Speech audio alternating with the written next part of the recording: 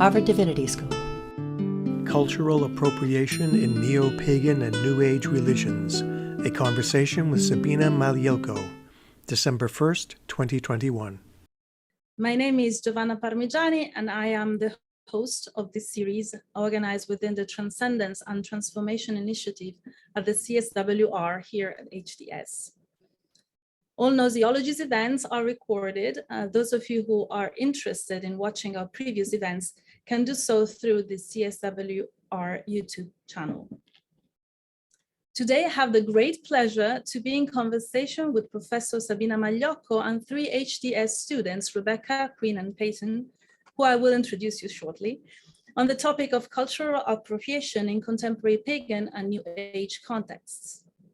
This is an extremely important conversation and one that is not often explicitly addressed in academic settings for a wider public. It is also quite a complex conversation, and while today we won't be able to address all the complexities involved in this topic, I'm confident that we'll be able to offer some basic coordinates, so to speak, to navigate issues of cultural appropriation as we encounter them in our lives. Mostly following the best communicative practices of respect, listening, and being together, we hope to model the type of relational exchange that should always accompany these and many more types of conversation. So I'm honored today to introduce you to our guest, Sabina Magliocco. She is professor of anthropology and chair in the interdisciplinary program in the study of religion at the University of British Columbia in Vancouver, a recipient of several prestigious fellowships and an honorary fellow of the American Folklore Society. She has published on religion, folklore, foodways, festival, and witchcraft in Europe and North America, and is a leading authority on the modern pagan movement. She is the author of numerous books and articles, including The Two Madonnas, The Politics of Festival in a Sardinian Community, and Witching Culture, Folklore and Neopaganism in America, among many others. Welcome, Sabina. Thank you for being here. Thank you so much for inviting me, Giovanna. It's a pleasure to be here with all of you this morning. Thank you very much. And today I have the pleasure to share this conversation space with three HDS students. Quinn Parker Matters is an HDS student in the MTS program. He studies the role of ritual in alternative and traditional medical practices, with specific focus on African, Afro-diasporic, and Indigenous American traditions. And he's also working towards becoming a physician. Thank you, Quinn, for being here, and welcome. Thank you. Rebecca Santa Anna Stromberg is a scholar practitioner, a third-year Master of Divinity student. She studies embodiment and healing practices cross-culturally, with a special attention to ritual healing and relational practices. Her inquiry is at the intersection of ritual, healing, creativity, and relationships. Thank you, Rebecca, for being here, and welcome. Thank you. It's good to be here. Thanks. And finally, Peyton Eldridge White hails from East Tennessee, where he completed his bachelor's degree in sociolinguistics and religion at the University of Tennessee. He is currently in his second year of the Masters of Divinity program at HDS, where he focuses on modern paganisms and Rastafari, and more broadly, marginalized religions' intersections with language, art, and power through narrative and storytelling. Thank you, Peyton, for being here, and welcome. Thank you. I'm so excited to be here. So thank you all, and please, Sabina, the virtual floor is yours. Thank you so much for that very generous introduction, Giovanna. I'm going to go ahead and share screen with all of you briefly. I've prepared a short introduction about culture and cultural appropriation, just to make sure that all of us, both those of us who are discussing, and I know that you probably will be very familiar with what I'm going to say, but especially our audience members who are tuning in online, are familiar with this concept and understand some of the bases on which we are going to be constructing our discussion. So I'm going to just go ahead and share screen and briefly talk about cultural appropriation, its concept. I'm going to talk a little bit about its history, and then in our discussion, not on the PowerPoint, but in our discussion, we will be addressing issues and challenges with this concept and with the practices of cultural appropriation today. So in order to talk about cultural appropriation and make sure that we're all on the same page, I think we need to begin by defining culture.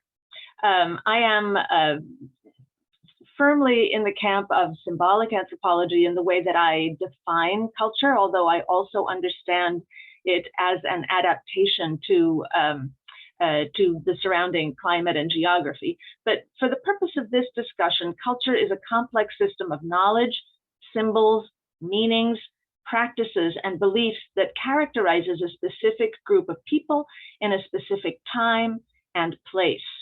And we all need to understand that cultures are not homogeneous, that they change over time and place, and that different practitioners of cultures, even in the same time and at the same place, have different concepts about what their culture actually is.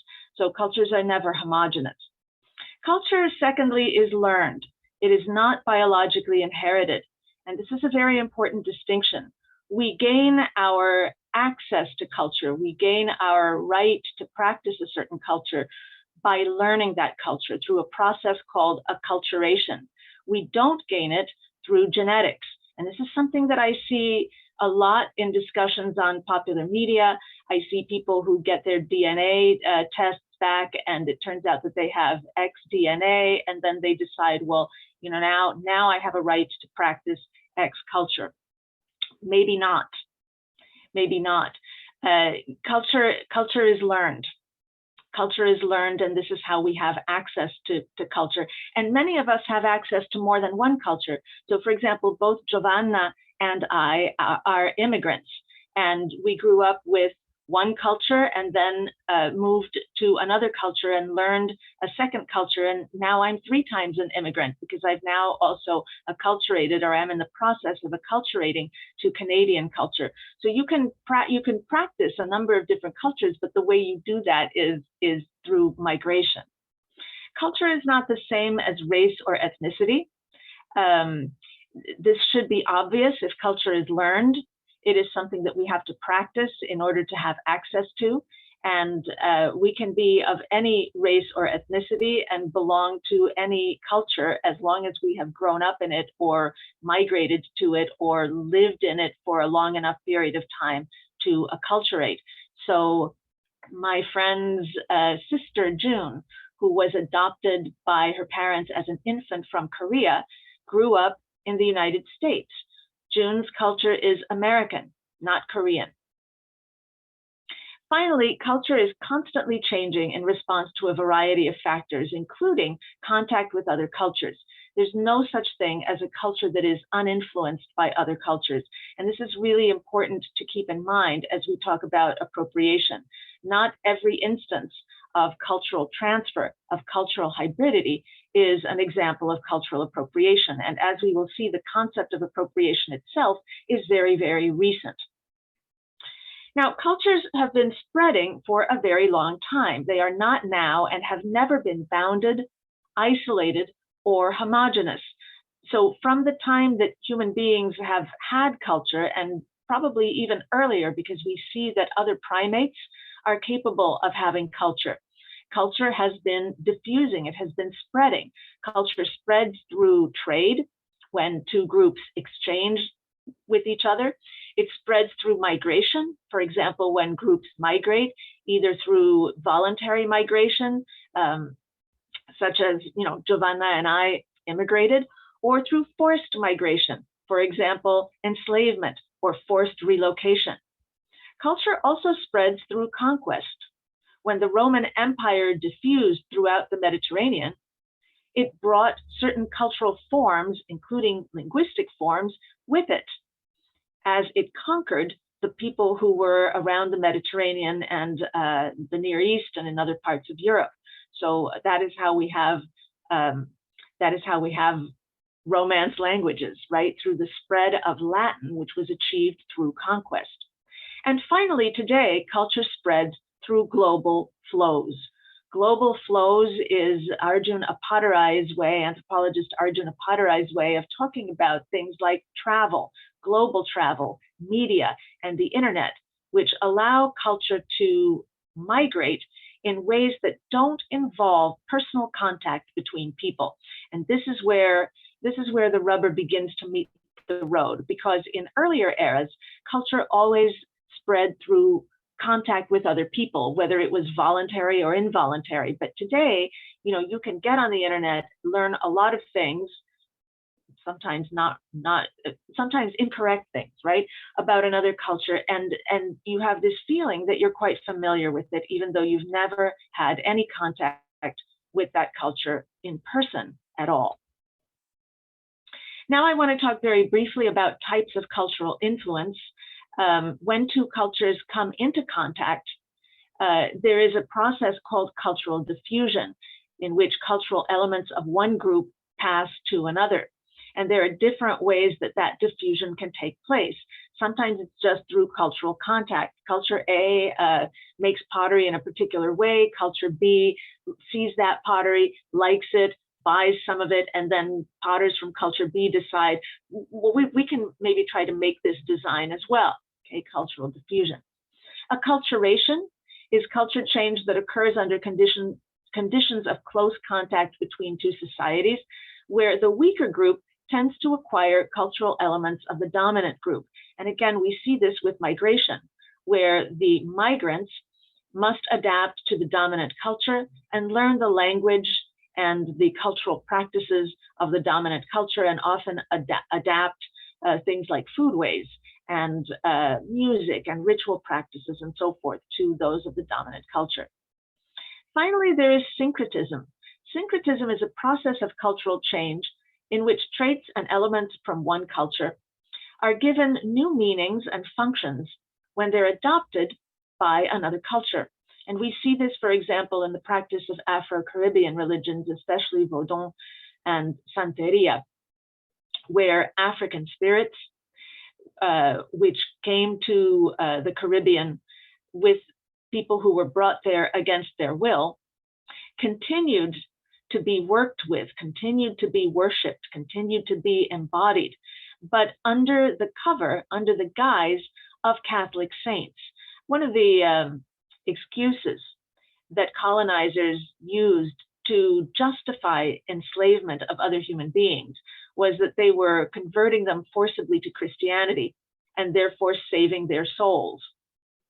The enslaved African people were forcibly converted, but many of them adopted a veneer of Christianity, a veneer of Catholicism, and continued to work with their loa, with their spirits. And so here, for example, on the right-hand side of your screen, the left-hand image is the Veve of Elegua or Legba, a spirit, an African spirit brought to the New World, who then became syncretized with the Catholic Saint Anthony.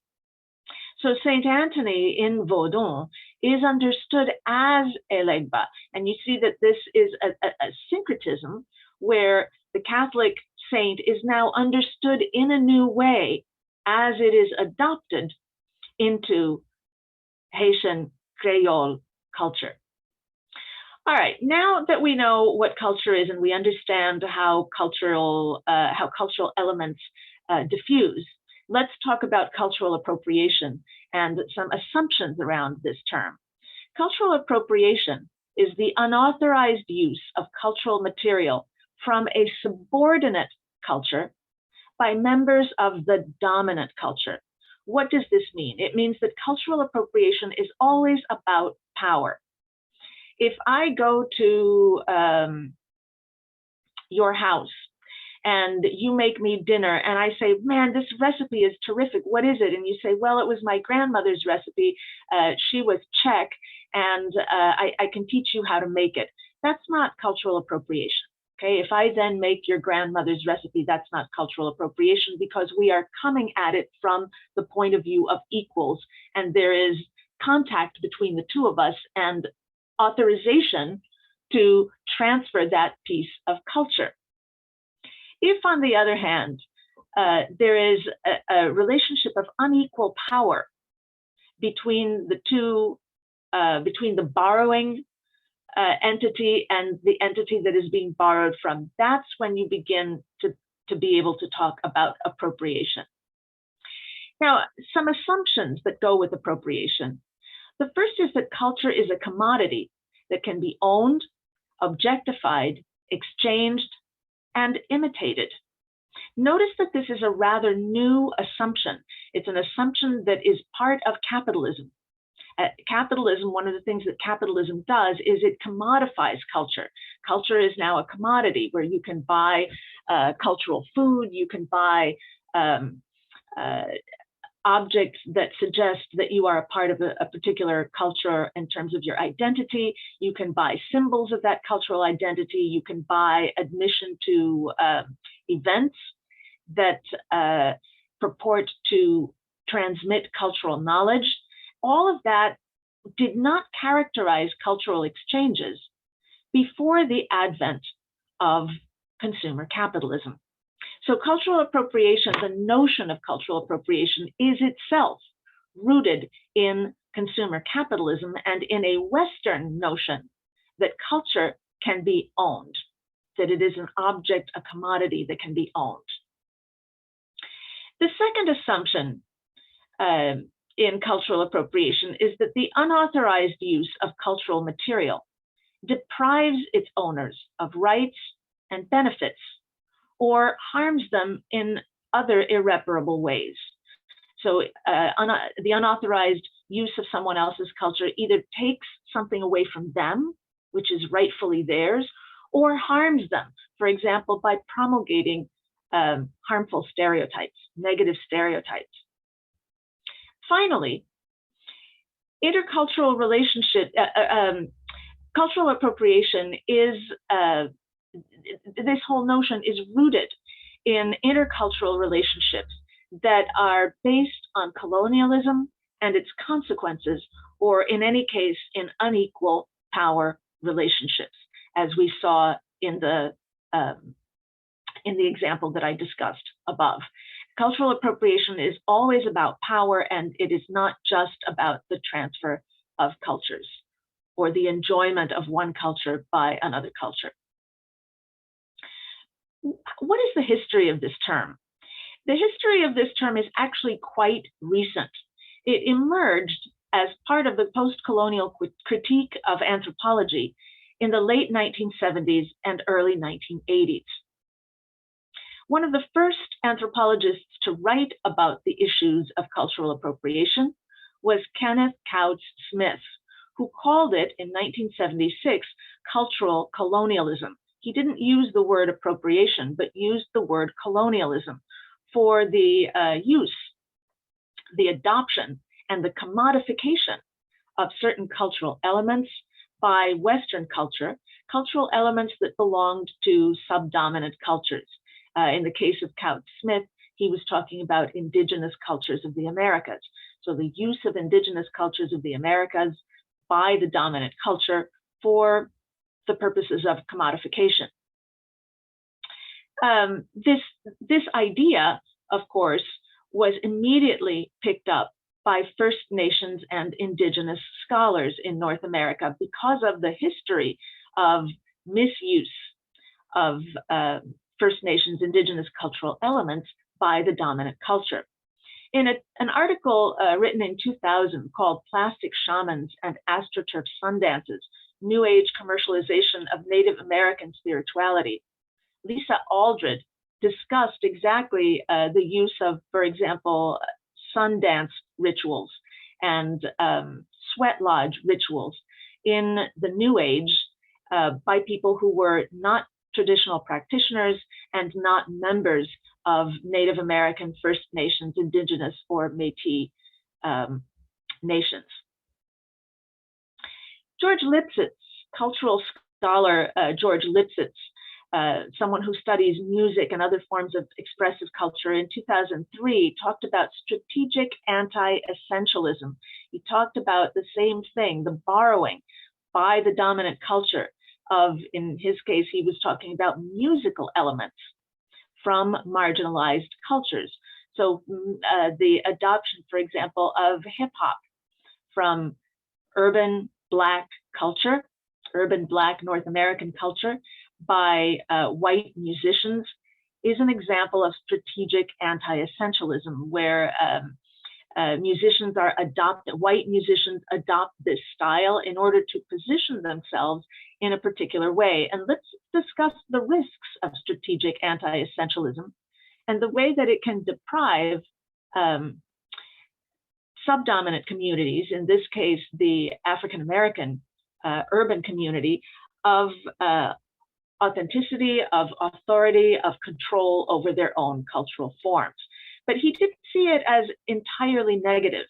Lipsitz sees cultural exchange as something that can also be fruitful and beneficial in some cases.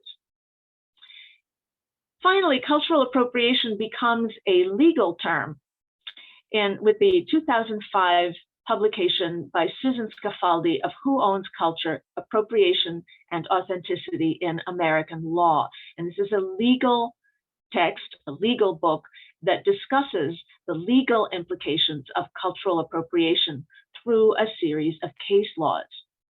Now, notice that all of these uses from the late 1970s all the way to the early 2000s are mostly confined to academic culture. Right? These are articles and books that are published in academic journals by academic presses. So the discussion of cultural appropriation is very prominent in the academy, I would say, from the 1990s onwards.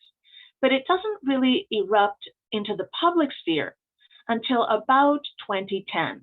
And in 2010, it begins to emerge as part of the popular discourse. And you can see this through this graphic on the right-hand part of your screen, which tracks mentions of the word cultural appropriation on the internet. You see, it begins in January 2004, when this was already, cultural appropriation was already very much being discussed in academic circles. But, you know, it's barely a blip on the internet. And then around 2011, you begin to see a rise in interest, and then it really peaks here in the late 2010s. So right now, cultural appropriation is a very hot topic on the internet, on message boards, on social media, on college and university campuses all over North America and in other parts of the world as well. So this answers in part one of Quinn's questions for me, which is, what is the history of the term? If any of the panelists have any questions about what I've covered so far, this would be a good time to share them. Thank you for this brief and very informative introduction. Yeah, I should open the floor, I think, to questions from us and from the students.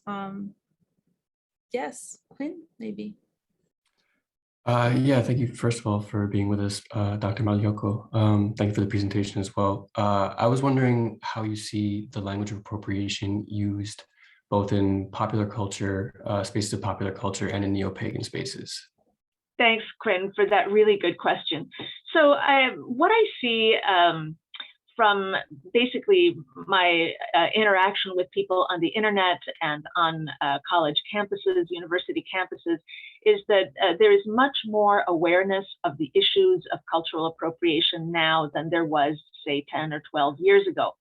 And that the interest or the discussion of these things in neo-paganism has paralleled their entrance into a kind of more popular cultural milieu.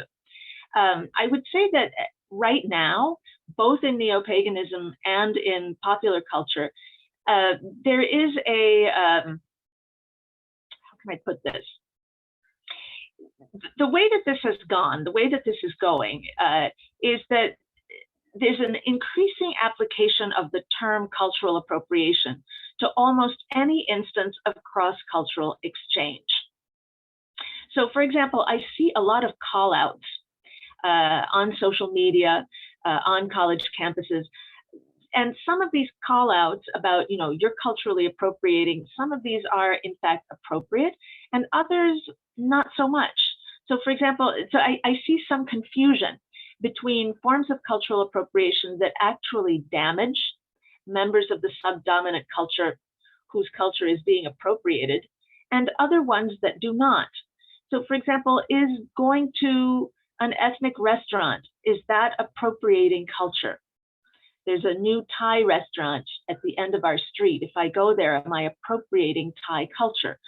I see some people calling out others for, appropriating culture if they have any kind of contact with a culture that is not theirs. And unfortunately, because of this idea that any kind of cultural exchange that goes outside of your own culture is cultural appropriation, what I see also is an increasing conflation of race and ethnicity with culture, and an increasing interest in racially and culturally segregated spiritualities. And that is actually something that worries me a great deal, because along with this concern over misappropriating, over appropriating elements of culture that belong to groups whose culture should not be borrowed or appropriated or used, I also see a growing fear of doing that, and a counter reaction, a pushback that has resulted in interests in blood and soil kinds of arguments in modern paganism. By blood and soil arguments, I mean arguments that base spirituality on one's connection to a particular racial or ethnic group and its alleged right to a nation state, right? Its alleged connection to a contemporary nation state. And that this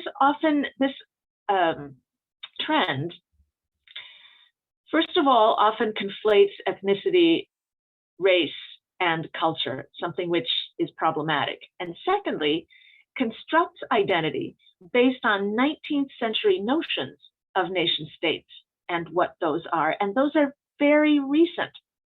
I mean, this is a problem generally, right? Like even those DNA tests that you take that come back, their notions of what your DNA is are all based on contemporary nation states with little awareness that those nation states are extremely recent constructs, sometimes only 75 or 80 years old, right? Since the end of World War II and the redrawing of national boundaries in Europe. Whereas in fact, those are of rather recent construction and don't at all reflect these movements of people and cultures and trade networks and so forth that have long existed and that have been responsible for the transfer of culture. So yeah, those are some of the ways that I see this going. I don't think that it's coincidental that that the growing interest in that the growing, I would say, congruence between paganism and white nationalist movements has come after the explosion of discourses of cultural appropriation onto the North American cultural scene. I think that those two things go hand in hand. Thank you very much. If I can jump in, we have been discussing this sort of topics a lot in my magic course, and the three of you and the other students who are maybe attending this can recognize some of the issues that we covered. Although I have to say, I always said to my students that I'm still looking for more work on this particular topic in the field of contemporary paganism and New Age spiritualities. Yes, I need to be the one who keeps track of the time. So I think we should move ahead. Maybe with you, Rebecca, and then Queenie, if you want to jump in, please feel free to do that. Okay, if you have other questions. Thank you so much. So my set of questions is really around relationships. And so I'm gonna maybe ask a few questions and then maybe we can kind of see where they go and maybe some follow-ups. But my question is like, what is the role of relationships within cultural appropriation? And also, how do we navigate distinctions between cultural appropriation and other kinds of cultural exchange, like appreciation or borrowing, like you've indicated, like some that not all forms of cultural exchange are cultural appropriation. So how do we navigate these kind of distinctions and kind of, yeah, like even like what markers, like what would you use to distinguish between, the different types of cultural exchange, and then kind of, because of, where is their simplicity, where is their complexity, kind of, yeah. So those are kind of my set of questions around the nature of relationships and distinguishing between types of cultural exchange. Rebecca, these are really, really important questions. So I want to thank you for putting them on the table. And I don't have an easy answer for you. There is no simplicity here. There is only complexity.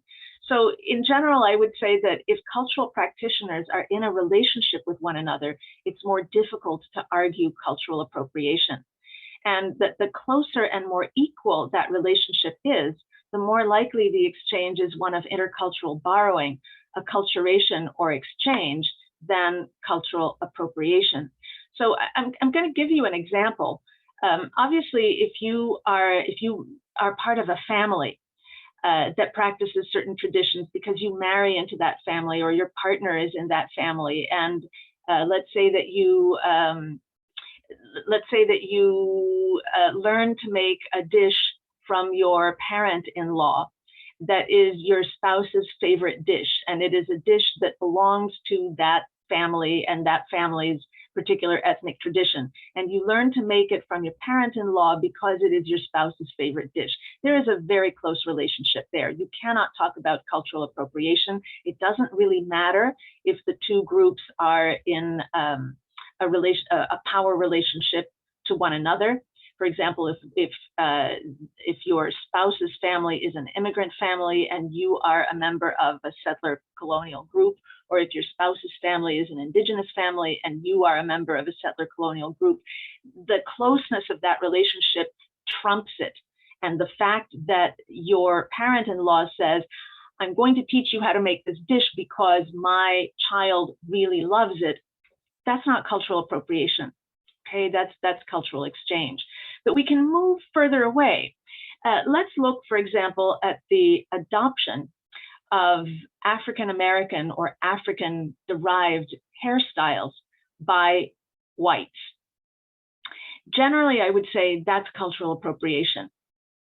However, when I was in my teens, well, in my upper teens and in university, I worked at a summer camp, and we worked with disadvantaged children who would come to the summer camp for a week, and we would teach them about nature. So one particular summer, the girls in my cabin, these were African American girls who were from the inner city. The girls in my cabin decided that they were going to style my hair. They said, Miss Bina, we're going to style your hair. And my hair was much longer at the time, right? You couldn't do it with my hair right now. They braided my hair, okay, in what would be called cornrows today. And this, is that cultural appropriation? I would argue that because I didn't ask for that hairstyle, I allowed the girls to play with my hair because this was kind of a bonding experience and they wanted to do it. And they put this style in my hair. I would argue that that's not cultural appropriation. Why? Because there's consent on the part of the people who are, they're the ones who are choosing to mess with my hair, okay? And they're the ones who are giving me a hairstyle that comes from their tradition. They're doing to my hair what they do to one another's hair. It's a bonding thing. And secondly, there's a closeness there, right? These are girls who were in my cabin for a week or two that particular summer. And so we had a relationship of exchange. Now, would I be comfortable with that today? This was 1970, whatever, 78 probably, 1978, 1979. Today, I would not be comfortable with that. I would say, kids, you know what, maybe not. Or maybe you can style my hair, but then I'm going to take it out, right? I wouldn't be comfortable with that.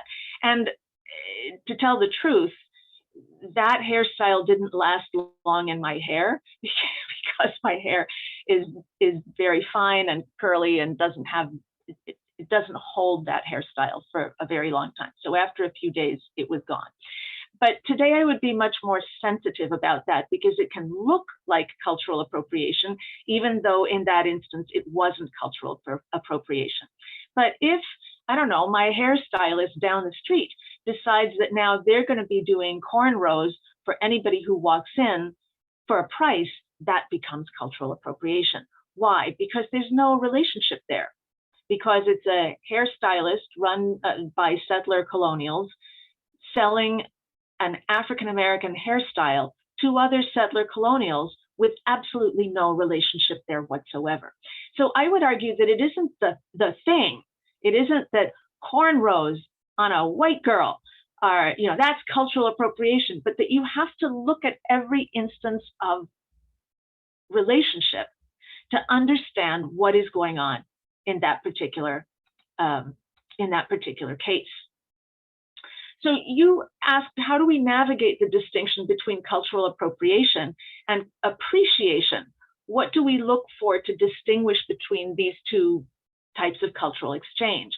And I would answer with more questions. I would answer that we have to understand what is the nature of the relationship between and among participants in the exchange. And what are the power dynamics between the parties, both historical power dynamics and contemporary ones? Is there consent to use the cultural form? And is there an invitation to use the cultural form?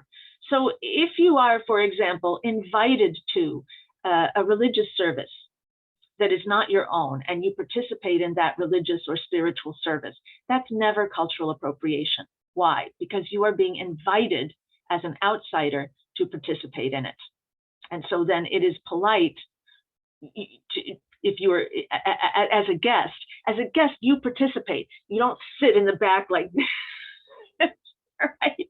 If the people are clapping, you clap. If the people are singing, you join in singing. If the people are praying, you might bow your head if you don't belong to that particular spiritual tradition, but you show respect through your participation. So that's never appropriation.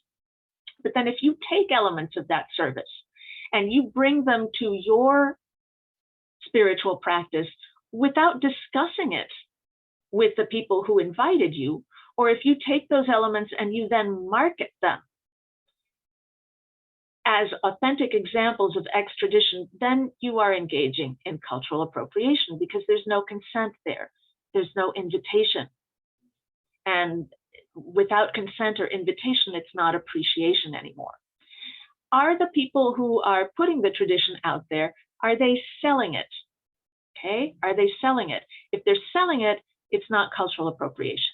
Okay, so the great Musqueam artist, Bill Reed, right here in Vancouver, sells his artwork, which is eye-poppingly amazing, in some of the highest end art galleries in the city. And people from all backgrounds go in there and, if they can afford it, purchase these magnificent works of art. Are they culturally appropriating Musqueam culture? No. Why? Because Bill Reed is a great artist and he's put his artwork out there in these galleries for people to purchase. And if people want to purchase them, they can purchase them.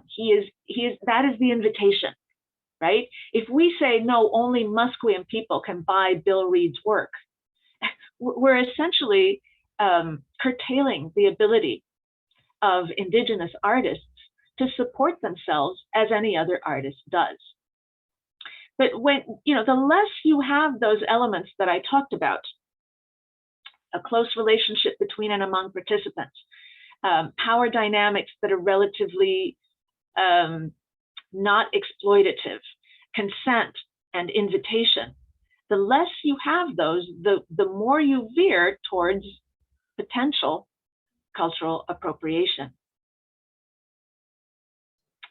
Thank you, Sabina. If I can jump in with, I don't know if it's a question or a consideration, while holding all these questions in each and every time we approach issues potentially going in the direction of cultural appropriation, I also notice that sometimes for the fear of making mistakes, we tend not to engage. with connections with other people, other cultures, our traditions. And yes, if I don't know whether it's a question or not, or you notice this, I think it's a pity sometimes. I mean, I would risk to make mistakes and say I'm sorry and take, you know, responsibility of the consequences, because to me it's part of being in a relationship, right? What do you think? I completely agree with you. I mean, when we don't engage, when we refuse to engage with people who are different from us, we cut ourselves off, first of all, from the richness of human existence. We limit ourselves, thinking that we can only understand people who are exactly like us. And we narrow our scope of understanding by doing that, and actually contribute to the siloing of traditions, which I think is quite damaging. I mean, if you think of the rich traditions of, for example, food, music, and magic. Food, music, and magic are the cultural forms that transfer most easily. Why? Because they're nonverbal and they can cross language barriers. If I go to the farmer's market and I see an ingredient for sale that I'm not familiar with, I will always ask the farmer, the person selling them, what is this? And how do you prepare it? And I want to learn from that person. You know, again, they're selling it. This is not a bounded thing that the person is saying, no, this is only for our group. They're selling it. I want to know, how do you prepare this? And we learn from each other, right? Or if I see an ingredient that I know very well and I buy it, I still ask, how do you prepare it? And then I say, well, we prepare it like this. You know, in my tradition, we dip zucchini blossoms in a little bit of flour and a little bit of club soda, salt and pepper, and you make a pastella, a batter, a light batter. You dip the zucchini blossom in, and then you fry it in hot oil. Don't use olive oil. You need to use peanut or canola oil. You need to use a neutral oil with a very high smoke temperature for that. Fry it until golden brown. It is absolutely delicious. Anyway, never mind. I'm going off on a tangent. Yeah. I confirm. No, thank you so much. Do you have any other questions, Rebecca, Quinn, Peyton, on this particular topic of relationships and what Sabina just said? No, not really. Should we move on to your question, Peyton? Thank you. Yeah, I'm happy to. Thank you so much, Professor Magliocco, for all your thoughts so far. I'm as Professor Parmigiani mentioned earlier, I'm really interested in stories and in conversations of cultural appropriation. We often focus on the stuff, on the items, on the aesthetics, the things that we see and touch, and but I'm quite interested in a lot of the cultural products, if you will, to use that sort of neoliberalized word. A lot of the cultural products that groups create are stories and are ideas that are sometimes embodied and sometimes written down, but often they are spoken and they are transmitted that way. So I'm interested, I guess, in my question is loosely forming around the idea of what are the nuances there? What might it mean to appropriate stories? How is that related to the commodification of telling stories, or the commodification of putting a story into the world? Yeah, I guess we'll just jump off from that. Thank you, Peyton. I love this question because, of course, as a folklorist, I deal largely with oral forms of culture, or at least I did until we suddenly had, electronic forms of culture. So stories are really important because they are the ways that we have traditionally, as human beings, diffused our knowledge, our cultural values. It's one of the ways that we ask questions about the nature of reality. At the same time, stories and knowledge can be seen as forms of intellectual property, particularly in a context in which storytelling can be commodified. So, for example, now we have the commodification of storytelling. We have paid storytellers who are paid to tell stories in particular contexts. And so the story stops being something that I share with you because I want to warn you about something or make you laugh or ask a question about, what was that weird thing? And it becomes something that can be performed. and that can be commodified, and that where the storyteller can be rewarded financially for the performance of a particular story. And so again, we see that same process that characterizes tangible cultural property begin to apply to intangible forms of cultural property. I think that one of the things that we want to keep in mind is that in some communities, stories are the property of certain families or kin groups. They're not this isn't a commodified notion. This is rooted in oral cultures. And for example, in many of the Coast Salish people of the Pacific coast, here where I live, certain clans or moieties own particular stories. These are generally sacred stories of their origins. And those stories may not be told by outsiders and often may not be heard by outsiders either. They are only for consumption within that particular kin group.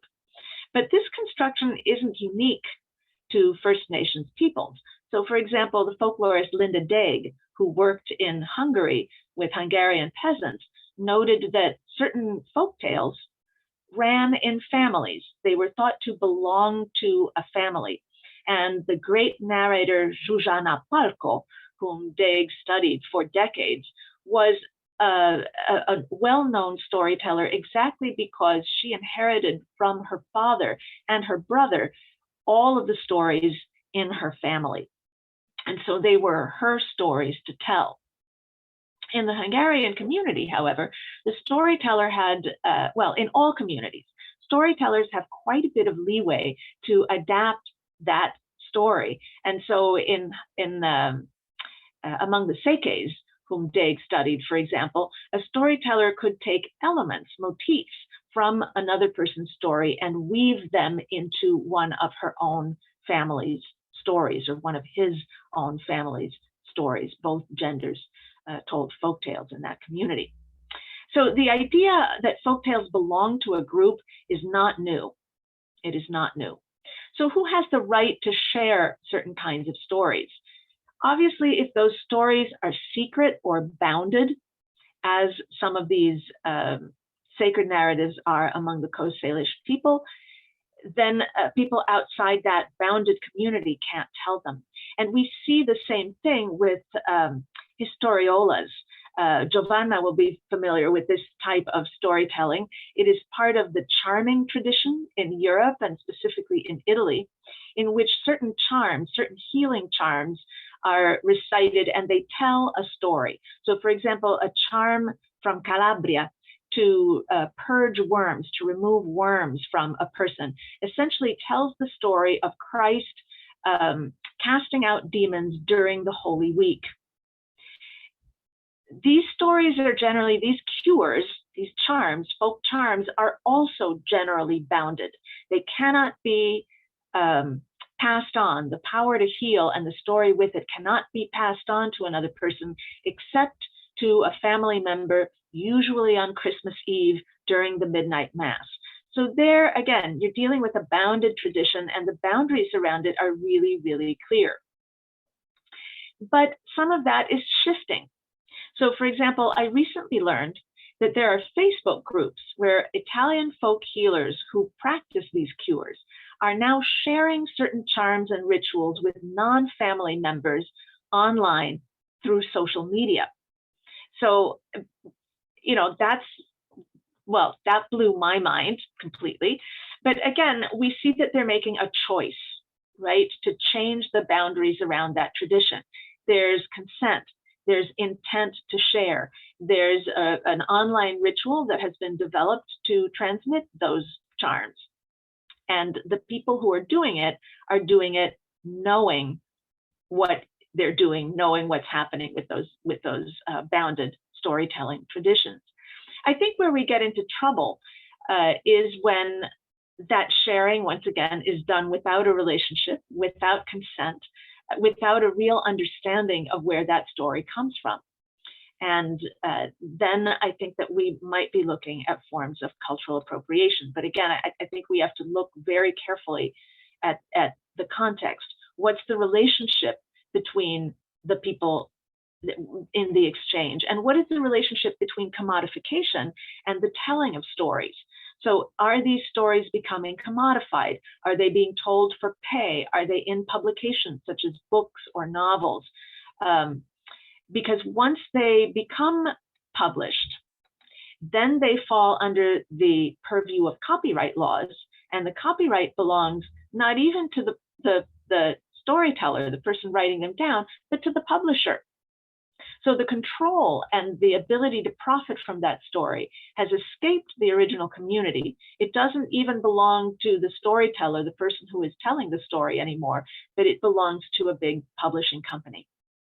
And that could potentially deprive a subdominant group of the right to their own culture, of the right to control what happens to their culture, and of the benefits that come as a result of that publication. Yes, and I think I need to jump in here as a fellow anthropologist and ethnographer. How have you witnessed scholars' complicity or avoidance of cultural appropriation? Sometimes it's very difficult for us who end up, doing ethnography, living the life with people, sharing things that are meaningful to be shared. And we, of course, have to go through ethics review and all the rest. But I sometimes feel, I should not write about this. Even if technically I could, I should not write about something. How do you navigate this? It's more of a curiosity of mine. Well, of course, as someone who has studied mystery traditions, because Wicca is a mystery tradition, at least British traditional Wicca, as it was practiced in Coventry Megiston in the 1990s, and as they still practice it, is a mystery tradition. And there are practices and rituals that are secret and bounded. And so even though I participated in these and could write, for example, autoethnography about them, I also, as part of my initiations, have sworn oaths not to reveal them except to people who are properly prepared. And because I don't know whether members of my reading audience are properly prepared, and they're probably not, meaning ready for initiation, there are certain things that I have chosen not to write about because it would violate an oath that I took, right? And it could potentially hurt the community. Quite honestly, I think the real harms that could come to that community are not great. Nonetheless, I have to respect the oaths that I swore, and I have to respect my promises to that community because what good a human being am I if I don't respect the promises that I make? I mean, what the heck? Cavolo, right? What the heck? I think that we can also look at instances in which ethnographers have violated those boundaries. So one of the best known instances of that is the ethnomusicologist Alan Lomax and his commodification of the blues played by African-American blues player Leadbelly. So Alan Lomax discovered, in a sense, Leadbelly in Mississippi when he was doing field work during the Great Depression. And he encouraged Leadbelly to record he recorded Leadbelly's blues and encouraged Leadbelly to do this. But then Lomax sold those recordings and ended up profiting and holding the copyright to those recordings and profiting from the recordings that he sold. It wasn't Leadbelly who had who held that copyright. It was Lomax and then the recording company. Now, to be fair, the Lomax family has now made all of Lomax's recordings publicly available as free downloads on a website. So there is no more profit. They've tried to give back to the community and undo the harms that Lomax originally did to Leadbelly and other African-American blues singers and players during the 1930s. So they've tried to give back and right that wrong. But I mean, it's a classic example of poor fieldwork ethics that I discuss in my own methodology classes, in which, as you say, the anthropologist, the folklorist, the collector, the ethnomusicologist is complicit in cultural appropriation. Absolutely. Thank you so much. I think it's time to wrap up. this was just an intro to the complexities of cultural appropriation. I'm sure all of us have many more questions, and please feel free to email them to me or to Professor Magliocco. Thank you, Sabina, for being with us. Thank you, Rebecca, Quinn, Peyton, for sharing this space with me. Thank you all for your participation and wonderful conversation. And thanks to the audience as well for having been with us.